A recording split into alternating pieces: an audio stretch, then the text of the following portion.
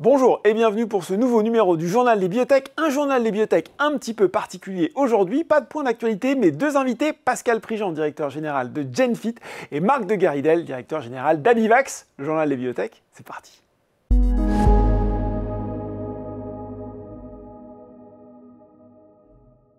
Et je reçois pour ce premier entretien du Journal des Biotech Pascal Prigent, directeur général de GenFit. Bonjour Pascal. Bonjour. Bon, la dernière fois où on s'est parlé, c'était en début d'année. C'était pour évoquer le deal avec HCRx.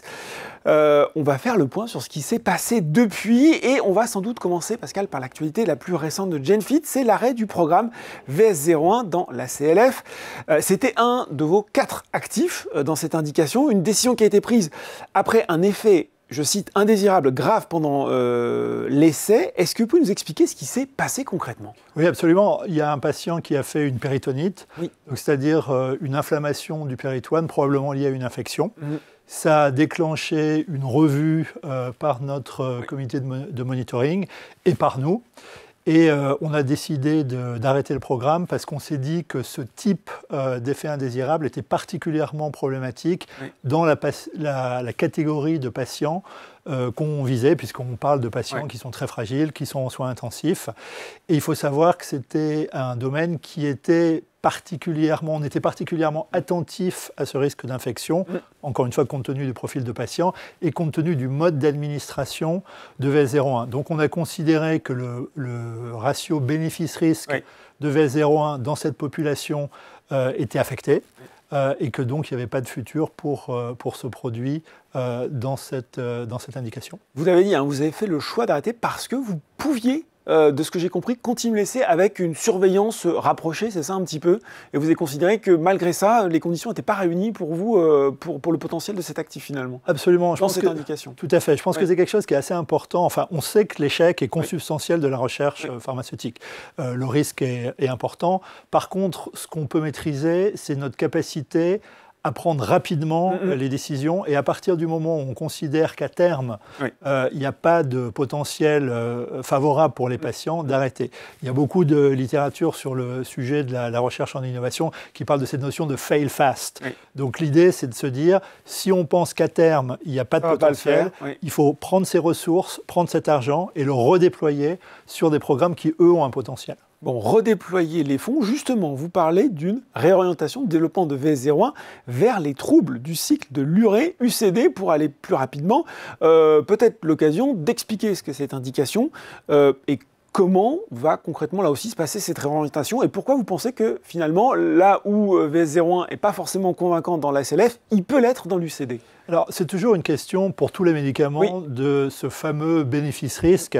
Et donc, nous, on a pensé que dans l'UCD, la probabilité de succès, le bénéfice était a priori plus élevé. Pourquoi ? Parce que l'UCD, c'est une maladie c'est une maladie génétique, donc qui touche des enfants qui naissent et qui ne sont pas capables d'éliminer l'ammoniac. Donc c'est de mauvais pronostics et il faut aujourd'hui en fait prendre ces bébés, on parle de bébés, et de leur faire des dialyses néonatales, ce qui est extrêmement lourd. Il y a peu de centres qui sont capables de le faire. Ça veut dire que la mère doit voyager, des fois prendre l'avion avec son bébé pour attacher ce bébé à une énorme machine. Enfin bon. On comprend bien que ce n'est pas satisfaisant. Donc le besoin médical est extrêmement important. Et là, qu'est-ce qu'il faut faire chez ces patients ? Il faut faire baisser le niveau d'ammoniac. Donc s'il y a une chose qu'on sait à propos de VS01, c'est que c'est un produit qui est capable de faire ça. Donc on s'est dit, le bénéfice, a priori, il est là. Et sur le risque, on parle de patients complètement différents, on parle de mode d'administration complètement différents, on parle même d'un produit qui serait un petit peu différent de celui qu'on développait dans la CLF. Donc dans sa formulation, c'est ça ? Exactement. Donc on s'est dit, et puis dans ses modalités d'administration. Et donc on s'est dit, n'allons pas trop vite avant de prendre une décision, continuons tout le travail préclinique qu'on est en train de faire, enfin qui est en cours dans l'UCD, et puis on décidera une fois qu'on aura toutes les données en main, mais on considère qu'il y a un potentiel parce que, encore une fois, le mécanisme d'action est parfaitement adapté à ce qu'on essaye de faire chez ce type de patient. Donc vous continuez les études précliniques et si elles sont convaincantes, ce serait lancé. On passera en clinique, exactement. D'accord, ok, donc sur VS01. Je l'évoquais, la CLF, ça reste l'objectif stratégique, prioritaire pour Genfit, on en a parlé. Justement, peut-être l'occasion de revenir. Comment évolue la concurrence et le potentiel dans cette indication? Parce qu'on sait que là aussi, tout ça change parfois rapidement. Comment va se déployer votre stratégie et votre développement avec cet actif en moins? Oui, je pense que c'est quelque chose d'important à se rappeler, c'est que le pari de Genfit, ce n'était pas un pari exclusivement sur VS01, c'était un pari avant tout sur la CLF. Et là, on est plus convaincu que jamais. Ça fait maintenant 2 ans qu'on travaille dans ce domaine-là. On sait qu'on parle d'à peu près 150 000 cas par an aux États-Unis, la même chose en Europe, donc c'est assez fréquent malgré tout. La mortalité est supérieure à 50%, aucun produit n'est approuvé. Franchement, je n'ai jamais rencontré personne, que ce soit en parlant à des analystes ou des investisseurs, qui nous disent que le marché n'est pas là. Donc le marché, il est énorme, et compte tenu des enjeux, parce qu'on parle de gens qui vont avoir besoin potentiellement de greffe de foie, etc., donc des gens qui coûtent entre guillemets cher au système de santé, il y a aussi un potentiel de prix relativement important. Donc le marché, il est là. Il y a aujourd'hui personne qui a plus d'un asset en développement dans cette maladie. Nous, on en a encore 4. À partir de là, on continue plus que jamais à croire dans le potentiel de ce marché. Et nous, le pari qu'on avait fait, c'est d'avoir plusieurs fers au feu, si je puis dire, avec des mécanismes d'action différents. Et donc cette stratégie trouve tout son sens aujourd'hui, maintenant que VS01, malheureusement, n'a pas marché, puisqu'on va avoir des premiers résultats sur NTZ dès la fin de l'année, et d'autres, on l'espère, l'année prochaine. Donc voilà, je dirais, ça suit son cours. Je pense qu'aujourd'hui, la question à se poser, à mon avis, c'est pas tant qu'est-ce qu'ils ont perdu, c'est qu'est-ce qui reste, et surtout, est-ce que c'est financé? Et nous, ce qu'on a, je pense, pour nous, c'est qu'on a un certain nombre d'assets qu'on continue à développer dans la CLF. On a le financement pour tous ces assets. Et en plus, on a appris, parce que c'est aussi important, encore une fois, dans cette industrie, c'est même si les taux d'échec sont importants, à chaque fois, on apprend.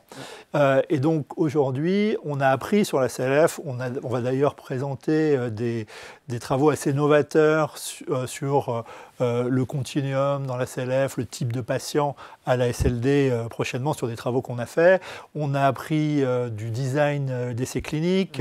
Il y a des choses maintenant qu'on sait, qu'on ne savait pas à l'époque. On a appris au niveau des investigateurs, des centres. Donc on ira plus vite dans le futur. Donc voilà, tout ça, c'est de l'expérience accumulée qui nous fait nous sentir, alors paradoxalement qu'on sort d'un échec, avec une confiance accrue, je dirais, dans notre capacité à développer un produit dans la CLF. Et je le rappelle, à la fin, il en suffit d'un.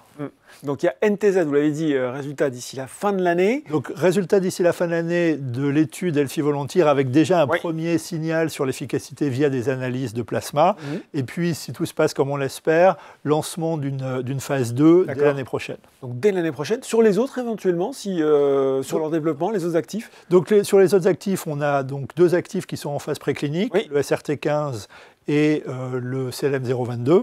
Et ensuite, un autre qui est un petit peu plus loin, qui est le VSO2. Et donc, vous pouvez considérer à peu près que tous ces produits se suivent à peu près à 6 à 9 mois les uns derrière les autres, en gros. D'accord. Ok. Donc, et parmi ceux qui restent, celui qui est le plus susceptible d'arriver dans une phase clinique? C'est toujours difficile à dire quand on est en stage early. Et moi, j'ai envie de dire, aujourd'hui, on considère qu'avec ce qu'on a vu en préclinique, c'est pour ça qu'on va en clinique, mais avec ce qu'on a vu en préclinique, on pense qu'il y a beaucoup de choses intéressantes, positives pour NTZ. Et l'autre chose d'NTZ, comme on parle d'un repositionnement, normalement, le profil de sécurité, on est moins susceptible d'avoir de mauvaises surprises. Bon, à côté de ces programmes en préclinique, en clinique, il y a Iqirvo qui est désormais commercialisé. Question toute simple, est-ce que les ventes sont conformes à vos attentes? Est-ce que vous attendiez à ça? Est-ce que vous êtes satisfait sur ce On est extrêmement satisfait. Je pense que Ipsen fait franchement du super boulot. Et en fait, on est même au-dessus de ce qu'on attendait. C'est très bien orienté. Je pense qu'on a vu des lancements successifs en Europe où Ipsen a battu des records de vitesse dans l'accès au marché par rapport à ce qui se fait classiquement. Aux États-Unis, au début, Je pense que Gilead a un peu dominé le début du lancement parce qu'ils ont pu maximiser leur puissance, oui. l'infrastructure installée. Bah, pas de premier entrant parce qu'on était aux États-Unis, ça a lancé à peu près en même temps, on était même un petit peu en avance. Mais par contre, Gilead, aux États-Unis en hépatologie, c'est des moyens colossaux, une infrastructure installée, des relations qui datent de leurs avancées dans l'hépatite. Donc vraiment, c'est un colosse. Hein. Et en fait, on voit que depuis, Ipsen fait mieux que tirer son épingle du jeu et gagne des parts de marché. Donc ça, c'est extrêmement encourageant. Et je dirais, sur cette dynamique positive, on apprend maintenant que l'Ocaliva, donc le OCA, va être retiré du marché. Oui, oui. Et je pense que autant la plupart des analystes pensaient qu'à terme, Ocaliva serait remplacé par les deux pipards, hein. Je pense que personne, par contre, pensait que ça se passerait aussi vite et que Ocaliva sortirait du marché dès 2026. Donc sur une dynamique qui était déjà positive pour Iqirvo, on a maintenant ce développement. Et donc effectivement, nous, on est absolument ravis de ce qui se passe aujourd'hui, de la performance d'Iqirvo. Et encore une fois, Ipsen fait du super boulot. Bon, il y a une phase 2 en cours avec Elafibranor, cette fois-ci dans la PSC, des données que vous qualifiez de positives qui ont récemment été partagées à l'EASL. Prochaines étapes dans cette indication, aussi peut-être l'occasion de la rappeler à chaque fois, de bien savoir tout ce que ça implique. Alors, moi, je ne peux pas parler des développements dans le sens où c'est Ipsen qui est maintenant en charge du life cycle management. Le seul truc que je peux commenter, c'est effectivement les données qui ont été sorties, qui sont des données qui sont excellentes, puisqu'en fait, en gros, ils sortent sur à peu près tous les critères qu'ils ont regardés. Et ce qui est intéressant aussi, je pense, c'est de voir que sur des critères de symptômes qu'on retrouve on rappelle peut-être, Pascal, rapidement la PSC, ce que c'est. C'est une autre maladie cholangite. Oui. Mais elle est différente de la PBC. Oui, donc, a priori, le endpoint sera différent, et ça, je pense que c'est des discussions qui sont en cours entre les industriels et la FDA. D'accord. Mais ce sera différent de ce que c'était que dans la PBC. Par contre, il y a parfois des symptômes communs, et notamment le prurite, donc les démangeaisons. Oui, et on se rappelle que c'est un enjeu important dans la PBC, et que nous, dans notre phase 3, on n'était pas sortis statistiquement significatifs. Oui. Et là, ils ont des données qui sont excellentes sur le prurite, montrant que sans doute c'était un artefact, qu'on n'était sans doute pas powered, comme on dit, on n'avait pas assez de patients pour sortir, mais que l'effet est bien là. Et puis par ailleurs, ils ont sorti des nouvelles données sur la fatigue qui sont extrêmement convaincantes. Donc je pense qu'on a vraiment un asset qui peut être extrêmement utile pour les patients. Et c'est ce qu'ont l'air de penser les prescripteurs. Donc on suit ça avec bon, mais là on attend la communication d'Ipsen. Hein, c'est ça, c'est eux qui vont gérer ça. Nous, ce qu'on constate, c'est que sur ce qu'on reçoit, sur les données, on avance par rapport à ce qu'on attendait. Bon, intéressant sur ce développement d'Elafibranor dans la PSC. Côté trésorerie, alors Genfit disposait d'un peu plus de 107 millions d'euros au 30 juin dernier, et ça n'incluait pas le paiement d'étape de 26,5 millions d'euros reçus en juillet 2025 à la suite de l'approbation par 3 pays européens du prix et du remboursement d'Iqirvo.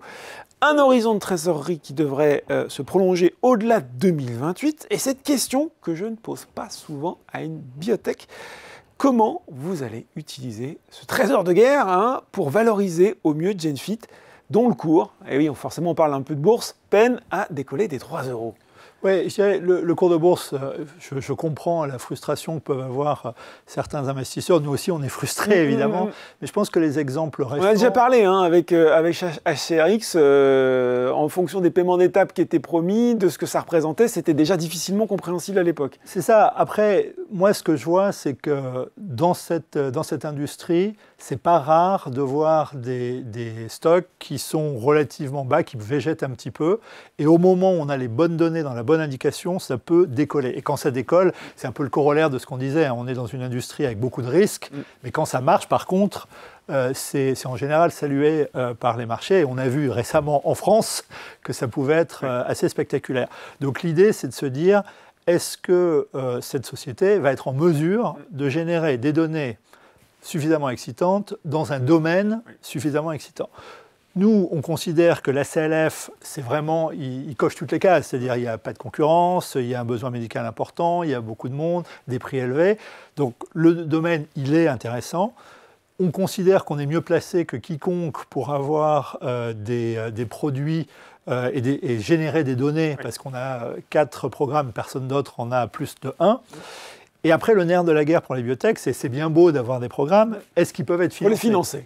Et nous, grâce à Iqirvo, on a l'argent pour les financer. Le silver lining, comme disent les Américains, de l'échec de VS01, c'est qu'en récupérant le cash qui était prévu pour le développement, ça nous donne en fait un an de plus. Et donc l'idée est de continuer dans notre stratégie, parce qu'on pense qu'à terme, elle va payer. C'est le développement des programmes qu'on a pour finalement générer un produit qui soit capable d'être un jour mis sur le marché dans la CLF. Donc c'est à ça qu'on va utiliser l'argent qu'on a. Comme je disais, on a 4 programmes, on va essayer de les accélérer. Et on ne s'interdit pas, si on voit des nouvelles approches émergentes, des actifs intéressants, notamment early stage, de faire du business development pour agrandir encore notre portefeuille. Et bien voilà, le cap est tracé, la stratégie est claire. C'était Pascal Prigent pour faire un point complet sur l'actualité de GenFit. Merci Pascal. Merci à vous. Tout de suite dans le journal biotech, eh bien c'est le deuxième invité.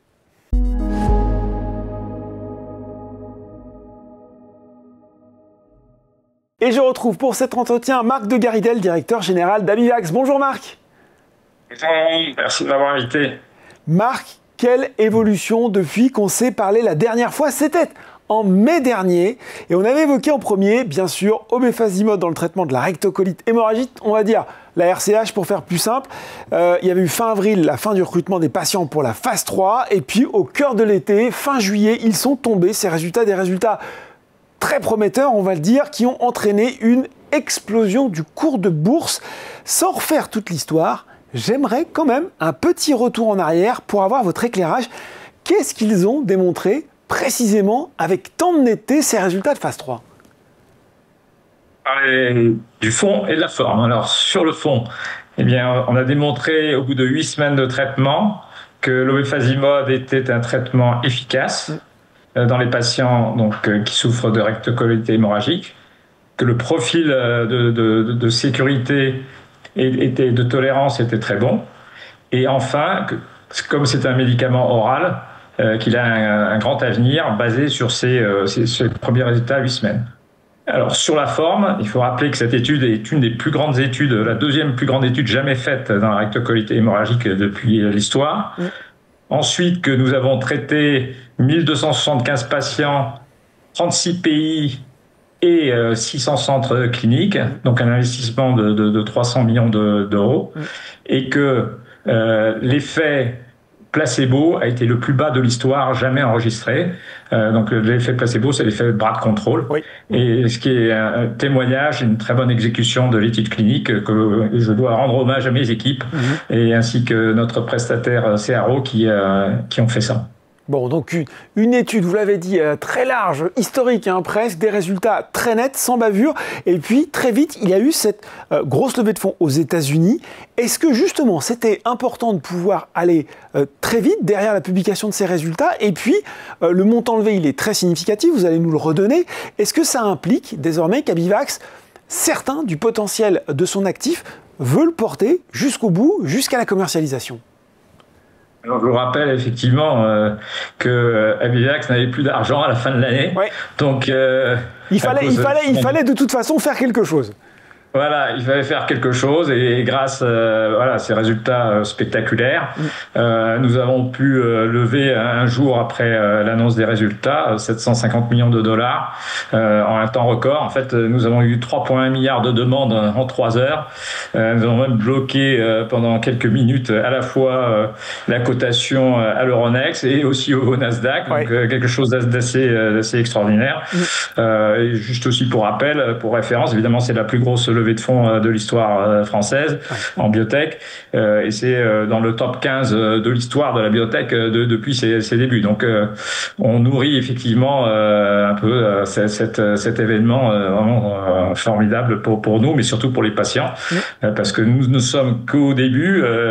Nous devons maintenant continuer cette étude, 44 semaines, et on aura les résultats donc d'ici le deuxième trimestre 2026. Donc l'aventure continue. On a des sous effectivement pour aller jusqu'au lancement américain, donc en fin 2027. Donc fin 2027, vous l'avez dit, demande d'AMM toujours envisagée second semestre 2026, c'est ça? Voilà, donc dès qu'on aura les résultats de l'étude de maintenance, donc au second trimestre 2026, après il faut quelques mois, on va déposer le dossier d'abord aux autorités américaines, à l'FDA, ensuite à l'EMA, aux autorités européennes, et enfin en début 2027, la Chine, probablement le Japon et d'autres pays, puisqu'encore une fois, cette étude était vraiment globale. Mais alors, sur la question du partenariat, est-ce que ça veut dire qu'aujourd'hui, vous y allez seul, ou si demain, une offre extrêmement intéressante d'un grand labo arrive, vous pouvez dire pourquoi pas finalement avoir un partenariat pour assurer la commercialisation de cet actif? Alors que je dis, je ne contrôle pas ce que font les partenaires, donc nous, notre objectif, c'est d'avancer. Alors c'est vrai qu'on se focalise principalement sur les US, parce que c'est 70% du marché mondial, et donc tous nos efforts sont tournés vers les États-Unis. Après l'étude de maintenance, nous chercherons un partenaire en dehors des États-Unis pour commercialiser, parce qu'il serait effectivement très difficile, si vous voulez, pour une petite biotech comme nous, on est 70 personnes, de lancer un produit dans le monde entier. L'exécution serait trop difficile. Ouais. Justement, au moment où nous parlons de cet actif, quel est le potentiel commercial? C'est l'occasion de le rappeler, d'obefazimod dans la RCH, et puis aussi peut-être de rappeler tout simplement combien de patients sont concernés dans le monde et ce que votre médicament pourrait leur apporter en termes de qualité de vie. Oui, alors d'abord sur la première partie, sur le marché mondial, il est estimé, disons à l'aune du lancement, d'environ 30 milliards de dollars, 70% donc aux États-Unis. Le nombre de patients total dans le monde rectocolite hémorragique, c'est de l'ordre de 6 millions de personnes. Aux États-Unis, c'est 800 000. En France, c'est environ 150 000, 200 000. Donc, c'est effectivement un nombre important de patients qui sont susceptibles de recevoir à terme notre produit. Et donc, dans ce cadre-là, effectivement, il faudra monter une organisation qui sera prête à la fois passer l'obstacle numéro 1, qui est évidemment l'enregistrement, mais après le remboursement. Et ça, je rejoins un peu votre question sur la qualité de vie. Donc, une des données que l'on va publier d'ici début novembre, et justement en accompagnement des mesures, on va dire, qui sont réglementaires pour obtenir l'autorisation du médicament. On a suivi les patients donc dans cette étude de phase 3, et sur 8 paramètres différents de qualité de vie, la capacité à travailler, par exemple, si les patients dorment la nuit, un certain nombre de critères. Et ce qu'on verra, c'est justement que ce produit, non seulement les symptômes, on va dire cliniques, s'améliorent, mais la qualité de vie aussi augmente, et ça sera très important pour le remboursement, notamment en Europe et en France. Bon, voilà, des données additionnelles à arriver sous peu. Obefazimod, il est dans la RCH, il est aussi testé dans la maladie de Crohn. Est-ce que là aussi, vous aurez bientôt des avancées à communiquer sur le sujet?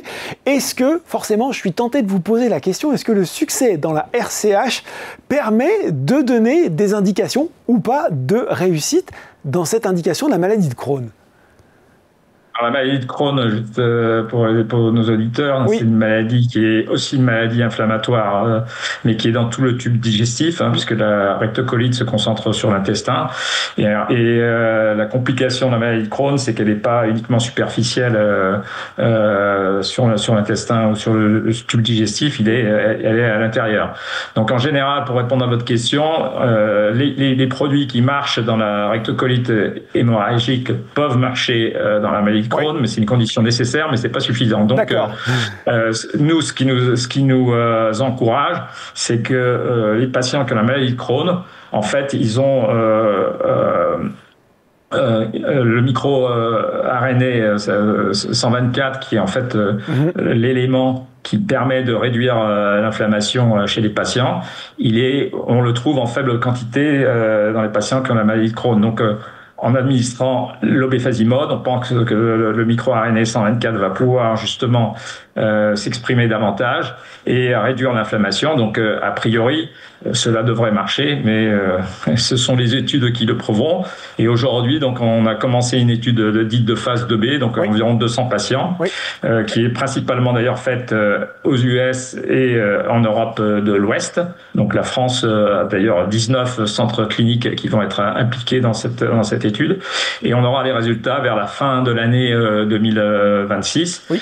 Et si c'est positif, après, on commencera alors une grosse phase 3, voilà, qui va aussi coûter probablement 300 millions d'euros et qui prendra environ 2 ans et demi, 3 ans. Bon, voilà les développements en cours dans cette indication, la maladie de Crohn.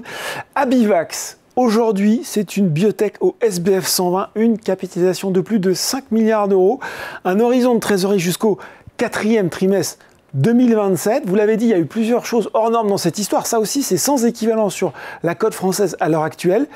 Question, Marc, quelle est votre stratégie là, même si vous en avez déjà finalement dévoilé certains aspects pour les 2 ans à venir pour Abivax? Établir à terme ce produit comme étant la future référence de traitement dans la rectocolite hémorragique. Et donc, nous allons faire énormément de publications scientifiques. La semaine prochaine, il y a le grand congrès à Berlin qui s'appelle l'UEGW, qui est la plus grande manifestation d'ailleurs de gastro-entérologie au monde. Il y a 11 000 médecins qui ont participé et on va détailler des informations complémentaires sur notre phase 3.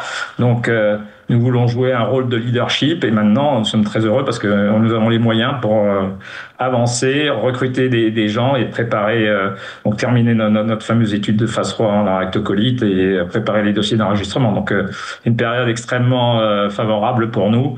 Nous en sommes très heureux, surtout, encore une fois, pour notre mission qui est d'essayer d'améliorer la vie de ces patients. Et voilà, l'aventure Abivax et ses très beaux résultats. L'aventure continue. Merci Marc pour ce point très complet sur l'actualité d'Abivax. Si Laurent, encore une fois. À bientôt. Le journal des biotech, c'est fini pour aujourd'hui, mais on se retrouve très bientôt pour un nouveau numéro.